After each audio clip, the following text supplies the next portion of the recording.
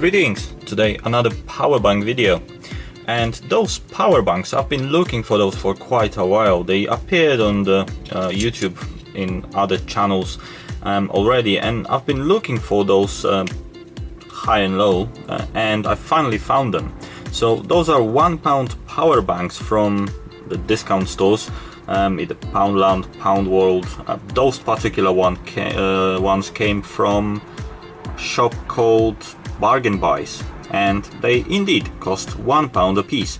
And I wanted to get a hold of a couple of those for a project that I've got in mind, but also, you know, to find out how are they making this. Because remember, this is £1 and you get a power bank with a 18650 battery inside, and how are they making money I do not understand, because it's not online. You've got in a store, you've got every product that you sell has got your rent, your electricity, your staff costs, your everything. So a portion of this goes to the store, whereas on eBay will take a cut, or you know, if you sell on your own website, it's even less. So how are they making this? Let's open them and find out, and we'll also do some testing. I've got my constant current load, and we'll see how they perform under load going. So yeah, let's rip them apart. And to take them apart, I'm just going to use the white one for this instance. And yeah, all there is to it is just stick a screwdriver on the side. There's a couple of clips and they will pop open nicely. There we go. And here we go. This is the insides of it. Now, one thing over here that when I first opened this, it was a slight disappointment, is that the 18650 is actually welded. So for what the project I had in mind for them, I wanted to have multiple station with multiple 18650 charging and discharging points. But yeah, over here I'm gonna have to cobble something up in order to be able to swap the batteries in this, but not that much of a problem. Anyways, let's try to take this out. There we go, that's the battery. And there is a little clip over here holding the PCB inside, so I'm just gonna press this gently and see if I can take that. There we go. And we are out, I guess. Okay, there we go, that's the back of the PCB, so there's not much on here happening. Just some dodgy soldering and two LEDs, if I can get the focus. There we go. You can see the not solder mask, the silk screen is really sketchy, but okay. And another example of the finest soldering. I don't think this is even properly soldered on. Looks like the solder hasn't reflowed at all, but they've managed to burn a little bit of PCB. That's okay. A couple of dodgy looking vias, and not much else apart from the PCB port. So let's look on the back. And over here we've got the battery terminals. Let me get the focus right. There we go. So you can see the solder hasn't reflowed even properly on the other side, and there is a component that hasn't been fitted, and we've got an inductor, USB port, where it seems, let me get the other angle, where it seems some of the legs have been silk screened off from soldering. Okay, and a couple of caps. Oh, come on, there we go. A couple of caps, a resistor, 2K, and the chip. FM933E I went on Google and I found the datasheet, and also Google reminded me by suggesting my previous video that it's the same chip as in this power bank that's I've already had on my channel. So yeah, this one has got the pull in and out thing, but this was purchased as a kit from eBay without the battery, and that cost me about £1, just under £1, and that's my own battery in here. Anyways, let's re-look at the datasheet. It's all in Chinese, probably. Shenzhen Fuman Electronics Company, FM Fuman, I guess. We can look at the table and work out pretty much what's happening over here. So we've got VCC 4.5 to 5.5 volts, 2.8 to 4.3 volts charging, so it should cut off at 4.3 volts. We'll check that. Standby current 25 microamp, okay. Oscillation frequency 1 megahertz, and there is a temperature over here of 160 degrees C, so doesn't meant to get that hot. That'll be interesting. And over here we've got a schematic which is pretty much identical to what we've got on the board.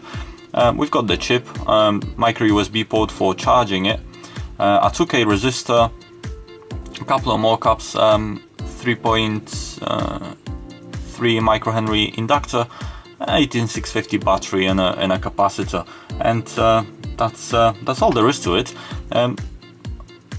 Interestingly, by looking at the board up close, they've bridged up both of the grounds on the micro USB port, so I'm not sure whether that helps anything, but okay, that's what they've done. Oh, a datasheet even comes with a PCB layout. Let's have a look.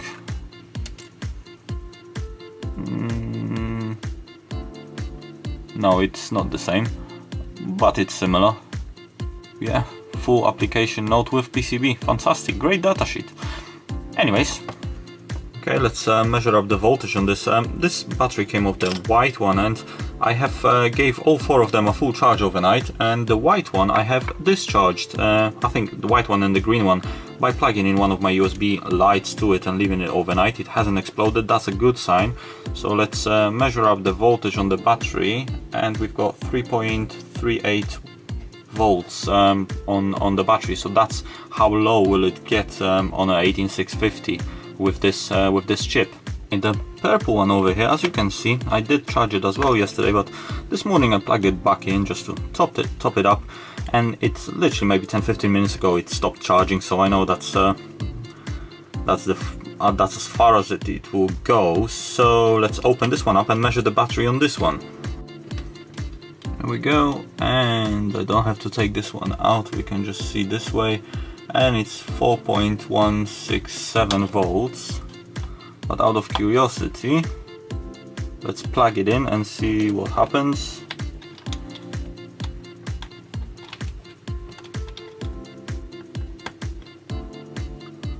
Okay, it jumped up to 4.21 volts while charging, and it will still try to charge it for a little bit, but I guess it will stop very shortly, and it shouldn't go above 4.2 volts actually. Once the battery reaches this level, it will cut off. So there's always a little bit overhead to push in that little bit extra current, which is not always great for a lithium battery, but okay, that's what they do over here.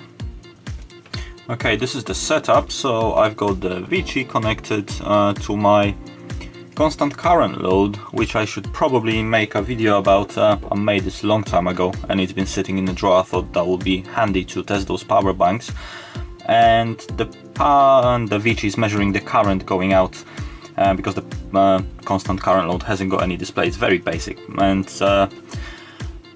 yeah, I've got the power bank connected to the USB power meter, and through some contraption of cables and crocodile clips that goes into the constant current load as well. So essentially what's happening, the current from the battery goes through the charging circuit, through the power meter, through the constant load, through the VC, and back to the power meter and the battery and so on and so forth. So this will show the current draw. This should show the current draw as well, and the voltage on the output battery terminals, power bank terminals. And according to Google, according to USB spec and illustrated in figure 1, the minimum available voltage from your USB host or powered hub at the peripheral end of the cable is 4.5 volts, while minimum voltage from a USB bus powered hub is 4.35 volts. Now this does specify that this is supposed to be at the peripheral end of the device. So if you think about it, if you're putting an amp through a flimsy cable like this, there will be a voltage drop across it, and it can be 0.1, 0.2, 0.3 volts depending on how rubbish the cable is. But in this case we're just going to take it for what it is, and I think the circuitry in here is rubbish enough so we can measure over here and take that voltage as the peripheral. And especially you use very short cables with those power banks most of the time, so we can look at here. So the magic number we're going to be looking for is 4.5 volts on the output. We'll see how much current we're drawing in the process, and see how this performs. So let me switch on the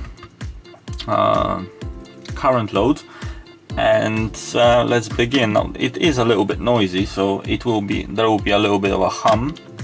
Let's begin this. So let me just unplug it and plug it back in so it comes back on.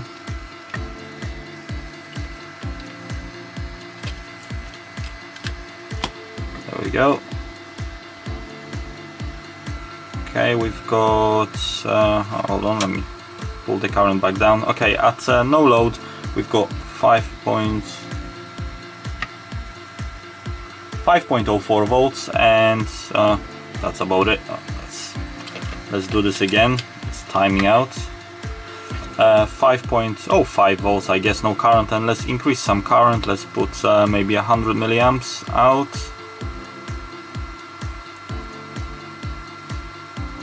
There we go. We can call that 100 milliamps. Strangely, the meter gets a little bit confused over here, but okay. It sometimes goes back down to a lower value than the multimeter here, but I'm not sure why is that happening. Something to do with my load. It's not pretty inside, but it works. So 100 milliamps, 5.03 volts. So let's go up 100 milliamps up again. We've got 200 milliamps, 5.02 volts,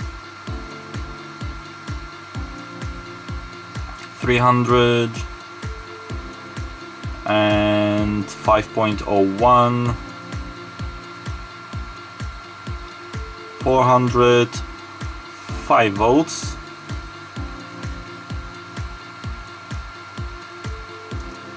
half an amp, and 4.9899 volts, 600 milliamps, still holding 4.98, 4.97, 700,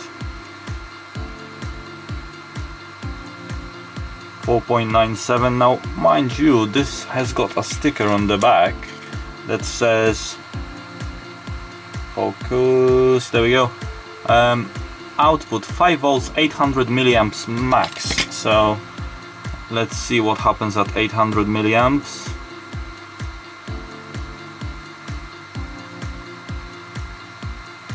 Okay,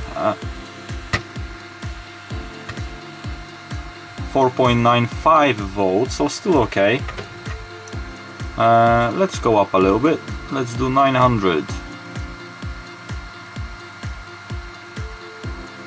Okay, 4.93 volts. Let's go higher. An amp, 4.92. I wonder if I'm gonna cook the power bank. And let's go 1.1 amp, 4.9 volts, 1.2 amp, 4.83, 84. I'm gonna stop at 4.5 volts if it drops to that. 1.3 amp, 4.7 volts, 1.4, oh, there we go, 4.38. So technically I'm not sure how well the battery is suited for that, but let's try to get it to 4.5 volts exactly. There we go, 4.5 volts on the output, and we're drawing 1.35 amps, so I guess quite capable. I'm not too sure how warm is it on the inside of the power bank right now, but okay, I guess it's doing it. 4.43 volts and it's dropping.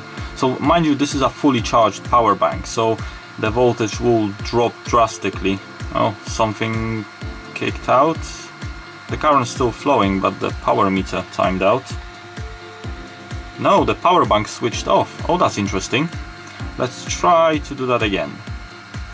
So let's drop it back down. Okay, we've got 500 milliamps, half an amp just under, and nothing's happening. But if I increase the current to, let's call it, what was it before, 1.3,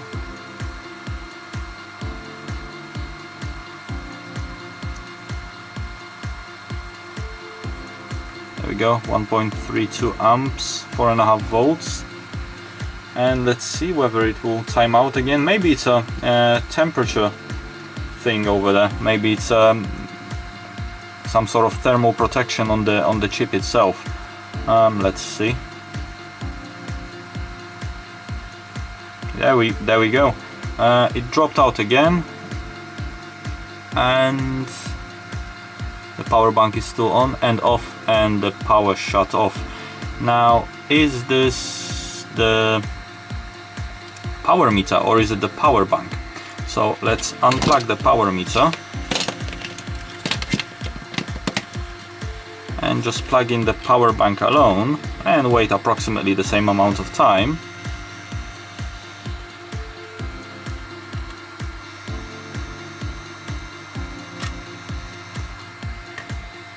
Yeah, I think it's the power bank. So it seems like it's limiting the current now. Let me drop the current back down. There we go. And we want to go back up to 1.3 amps it was. There we go. And let's see what happens. There we go. It drops to half an amp and stays like that for a while and completely shuts off. So it is a feature of the power bank itself that does that. It's probably thermal protection. It is quite warm, I guess. So okay, I'll stay quiet. So yeah, it's got some protection circuitry over there and it works. Excellent. There you go, £1 power banks from discount stores. This is what they are. This is what they are capable of. I guess for £1, it's a really good deal. You get a battery. Those are 1200 milliamps, by the way, and the charge current is 600 milliamps on those. So they're charging it at half a C, 0.5 C, which is good. But yeah. Mass manufactured injection molded plastic case without any screws, just quick assembly, and yeah, that's how they got it down to this price, including the battery. So that, you know, the batteries must be purchased somewhere else, and all the circuitry and the case and whatnot is made by some company in China, and yeah, they are making them in thousands, if not hundreds of thousands daily. So there you go. I hope you enjoyed this video and the torture test of those power banks, and please remember to give me a like on YouTube. That really helps and really matters. And if you want, if you wish, please do subscribe. I'll be making more random electronics videos for this one, I think that's it. So for the time being, take care.